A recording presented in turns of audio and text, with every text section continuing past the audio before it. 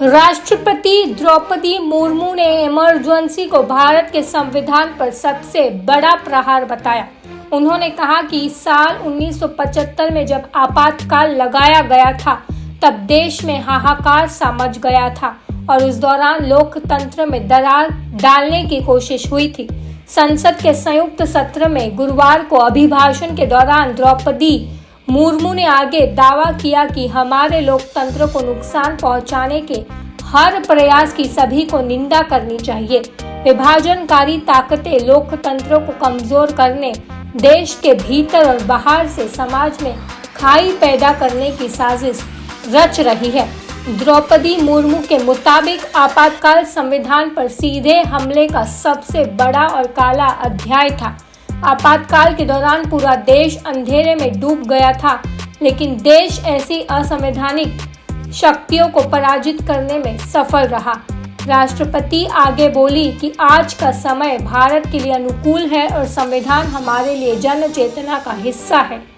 नीतियों का विरोध करना और संसद की कार्यवाही बाधित करना अलग अलग बात है। सभी सदस्यों के लिए जनता का हित सर्वोपरि होना चाहिए। माननीय सदस्यगण, मेरी सरकार भविष्य निर्माण के प्रयासों के साथ ही भारतीय संस्कृति के वैभव और विरासत को फिर से स्थापित कर रही है।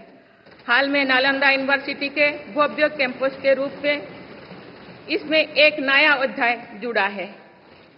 नालंदा सिर्फ एक यूनिवर्सिटी मात्र नहीं थी, बल्कि ये वैश्विक ज्ञान केंद्र के रूप में भारत के गौरवशाली अतीत का प्रमाण थी। मुझे विश्वास है कि नई नालंदा यूनिवर्सिटी भारत को ग्लोबल नॉलेज हब बनाने में सहायक सिद्ध होगी। मेरी सरकार का ये प्रयास है कि भावी पीढ़ियों को हजारों वर्षों की हमारी विरासत प्रेरणा देती है।